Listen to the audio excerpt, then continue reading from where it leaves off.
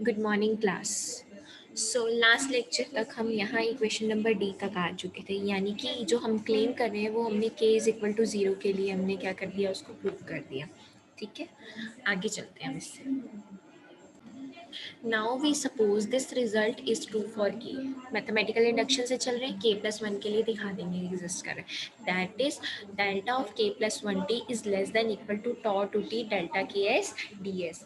यानी कि from equation ए से हम इसको क्या प्रूव कर देंगे कि ये k प्लस वन के लिए भी क्या कर रहा है, होल्ड कर रहा है। ठीक है, now delta k plus one T को आप इस तरह से लिख सकते हैं इन टर्म्स ऑफ फाई, बिल्कुल लिख सकते हैं। ये वैल्यू इसकी कहाँ से आई है, मेथड ऑफ सक्सेसिव अप्रॉक्सीमेशन, और ये वाली भी वहीं से ही है। जाई से जाई कैंसिल हो गया, डेफिनेटली हो गया, आपके पास ये बचा। ठीक है, क्योंकि एफ क्या कर रहा है, लिप्सिज कंडीशन को सेटिस्फाई कर रहा है ना। तो यहाँ से इसका नेक्स्ट स्टेप क्या बनेगा, लिप्सिज कंडीशन को सेटिस्फाई करने का मतलब क्या, नेक्स्ट स्टेप ये आ गया टॉ टू टी फाइव के प्लस वन। कोई कांस्टेंट ले रहे हैं ना, लिप्सिज कांस्टेंट ये ले लिया हमने, तो यहाँ पे आया आपके पास ये आ गया। ठीक है, ये कहाँ से है, बाय लिप्सिज कंडीशन, और ये किसकी वैल्यू है, ये delta k s d S की वैल्यू है। ठीक है, delta k s d S की वैल्यू। तो नाउ डेल्टा के प्लस वन टी क्या होगा, जहाँ पे इक्वेशन नंबर सी की बात कर रहे हैं हम, इक्वेशन नंबर सी से डेल्टा के प्लस वन टी क्या है, आपके पास ये है। ठीक है, ये आ गया ना, ये इक्वेशन नंबर सी का यूज़ किया ना, डेल्टा के एस की वैल्यू वहाँ निकाल रखी थी, तो इक्वेशन नंबर सी से आपने ये वैल्यू पुट कर दी। अब आगे चल रहे हैं हम लोग, इस स्टेप में देखिए क्या हुआ, एम बाई सी के प्लस वन फैक्टोरियल एंड सी की पावर के प्लस वन, ये सब कांस्टेंट है, इसको हमने बाहर लिख लिया, अंदर आपके पास ये रह गया। ठीक है, उसके बाद देखो क्या हुआ,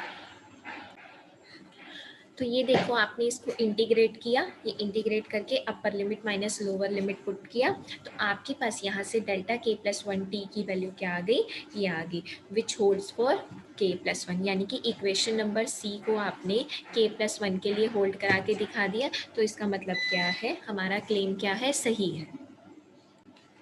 तो अब हमने ये दोनों बातें जो हैं मैथमेटिकल इंडक्शन से शो कर दिए कि ये क्या है, के लिए होल्ड कर दिया। अब हमने क्या कंसीडर किया, इसको कंसीडर किया यहाँ पे e की पावर सी अल्फा की एक्सपेंशन ओपन कर ली, m बाई सी इसके साथ भी मल्टीप्लाई और m बाई सी हमने इस टोटल के साथ भी मल्टीप्लाई कर ली। इसको हमने जो है अंदर वाली टर्म्स को जनरलाइज्ड वे में लिख दिया। ठीक है, नाउ बाई इनइक्वालिटी सी जो आपने क्लेम की थी वो यही है, डेफिनेटली यही है, बट आपको t minus tau less than equal to alpha दिया हुआ है, तो मैं इसकी जगह लिख सकती हूँ इंटू अल्फा की पावर के प्लस वन, बाकी सब क्या है एज इट इज़, फिर इसको लिख सकते हैं सी अल्फा की पावर के प्लस वन। तो हमने यही किया है, हम यहाँ तक पहुँच चुके हैं। नेक्स्ट स्टेप में हमने क्या किया, दोनों तरफ समेशन ले ली। ठीक है, अब बात करते हैं इसकी, ये सीरीज कन्वर्जेंट है। अब हम कंपैरिजन टेस्ट लगाने जा रहे हैं, तो ये सीरीज कन्वर्जेंट है bye D Lambert ratio test से, तो ये कन्वर्जेंट है, दैट मीन्स ये भी कन्वर्जेंट हो जाएगी।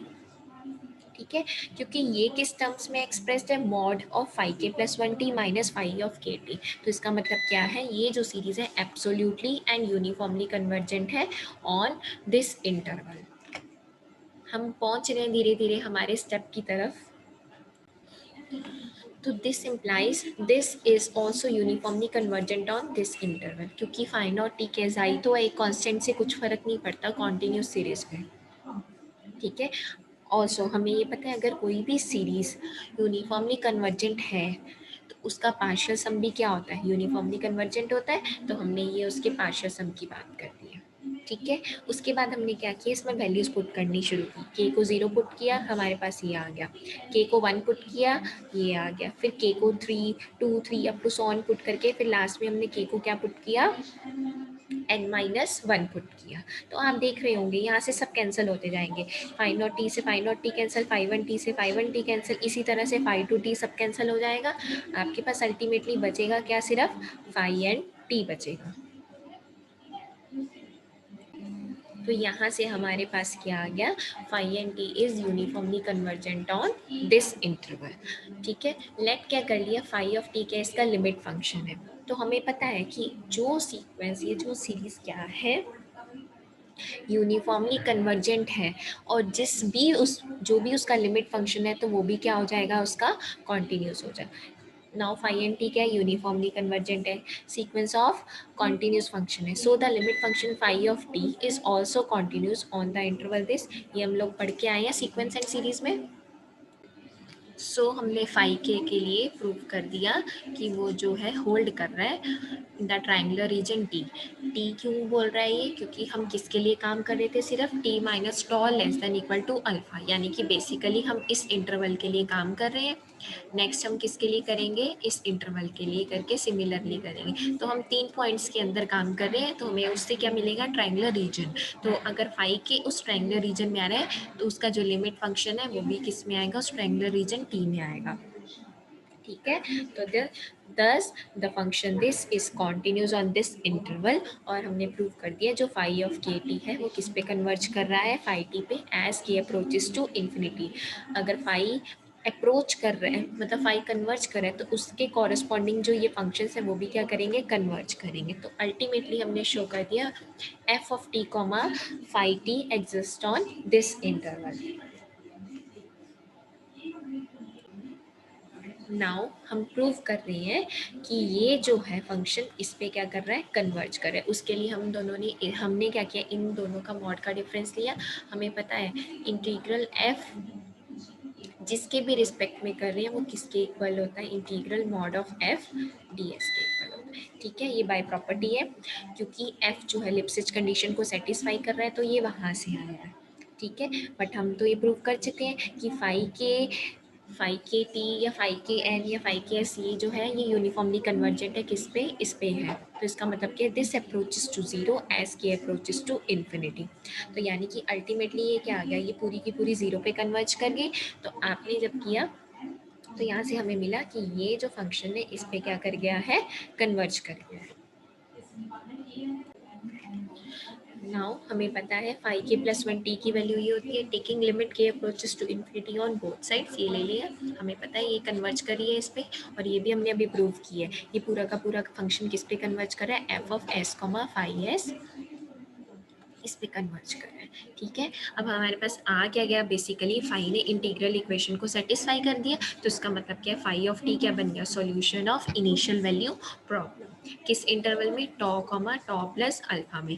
Similarly you can prove the result for this. तो हम दोनों को कंबाइन करके कह सकते हैं कि phi is a solution of initial value problem on the interval this. ठीक है, तो हम यहाँ तक पहुँच चुके हैं। अब हमारा लास्ट स्टेप क्या रह गया, यूनिकनेस शो करने का। अब हम यूनिकनेस की तरफ चलते हैं।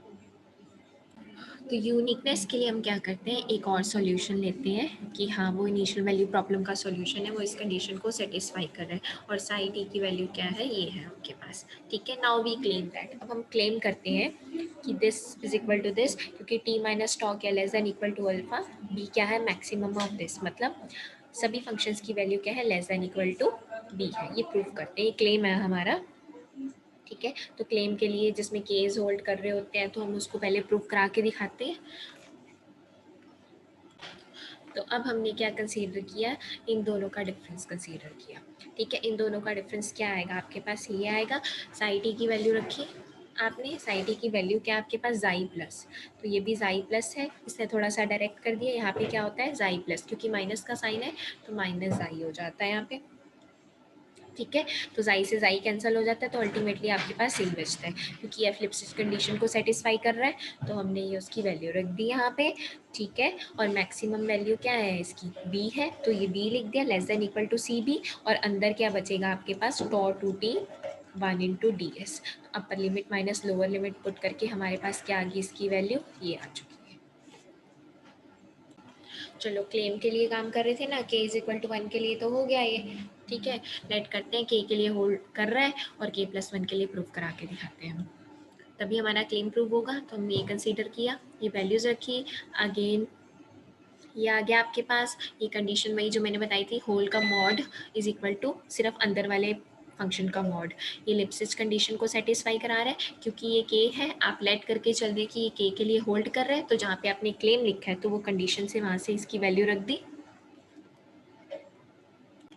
आपके पास ये सॉल्व करके ये आ गया, ठीक है। This implies inequality holds for this. इसका मतलब क्या है, हमारा जो क्लेम था वो ट्रू था क्योंकि हमने मैथमेटिकल इंडक्शन से उसको प्रूव कर दिया। दोनों तरफ हमने क्या किया, अब लिमिट ली, लिमिट ले ली, लिमिट की अप्रोचेस टू इन्फिनिटी, ठीक है ना, ये जीरो को अप्रोच कर जाएगा। तो इसका मतलब क्या है, इसका मतलब क्या है, इसके भी राइट हैंड साइड पे जीरो आ जाएगा, ठीक है। तो हमारे पास ये आ गया। इसका मतलब क्या है, ये जो सीरीज है वो क्या है, फाई ऑफ टी। हमें पता है ना ये फाई ऑफ टी पे कन्वर्ज करिए, तो इसका मतलब क्या है, phi of t is equal to psi of t. Solution is unique, uniqueness भी प्रूव होगी। तो इसी के साथ हमारी ये थ्योरम ओवर होती है।